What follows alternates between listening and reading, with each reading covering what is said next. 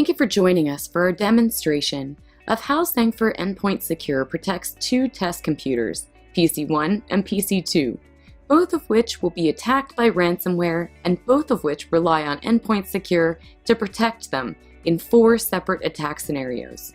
In the first demonstration, both PCs have no protection policies enabled. Our expectation was that PC1 would be infected with the ransomware, which would then spread to PC2, with both computers eventually infected. Before we try and infect both PCs with ransomware, you can see that the files are not encrypted and the original text content is displayed normally. Now, we turn off Endpoint Secure policies for both computers, leaving both computers unprotected. First, we run the ransomware on PC1, simulating an attack. PC1 is quickly crippled by the ransomware virus. Here you can see how the files we viewed previously are unable to open properly, and now we see the ransomware information as well. PC1 is infected with the ransomware and the files are encrypted. When we look at PC2, we see that it has been successfully infiltrated by the brute force attack and infected by ransomware. Files can't be opened, meaning the demo results are as expected.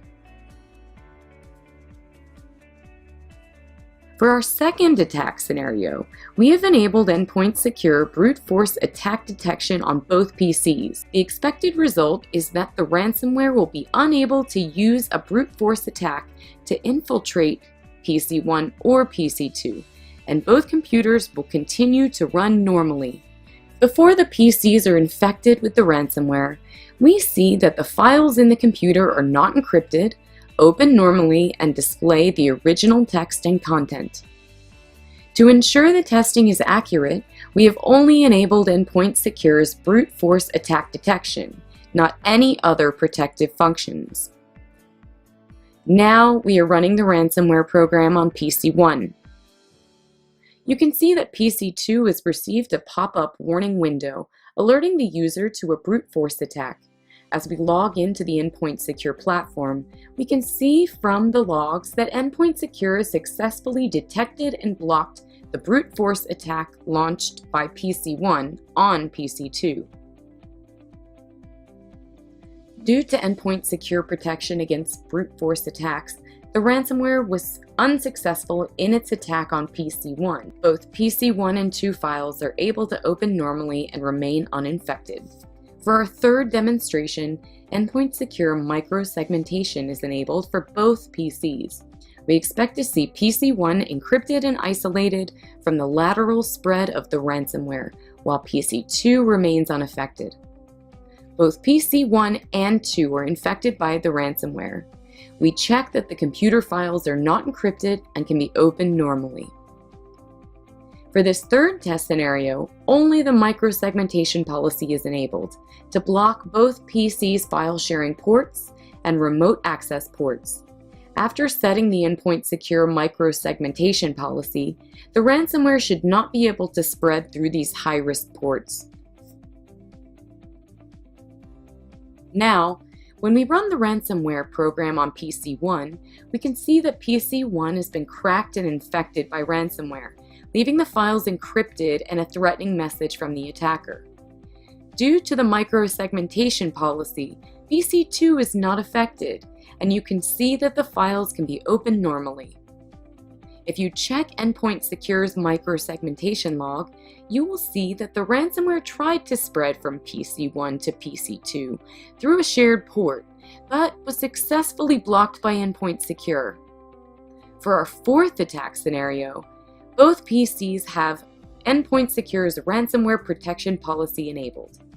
The expected result is that Endpoint Secure successfully identifies the ransomware through the use of a decoy and blocks the ransomware before it can run on both PCs.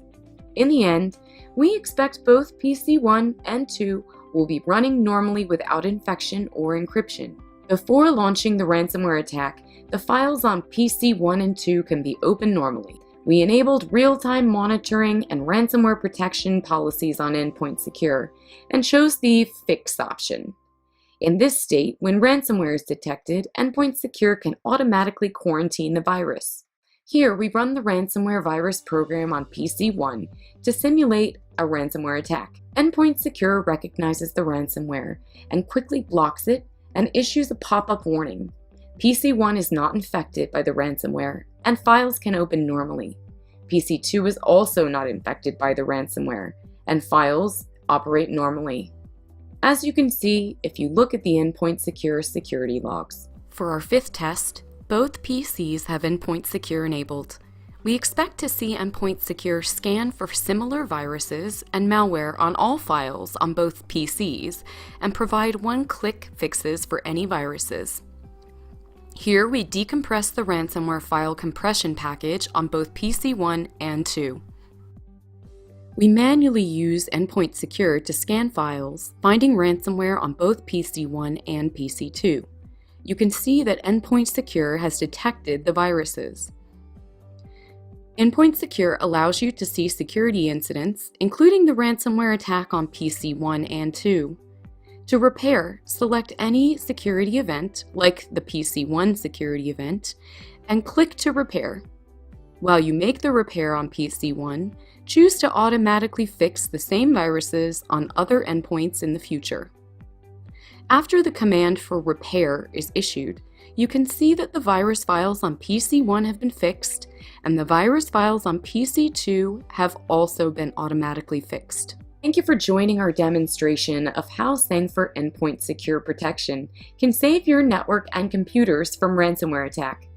For more information on Sangfor Endpoint Secure, or any Sangfor security, cloud, or infrastructure solutions, visit us online today or email us directly, and let Sangfor make your IT simpler, more secure, and valuable.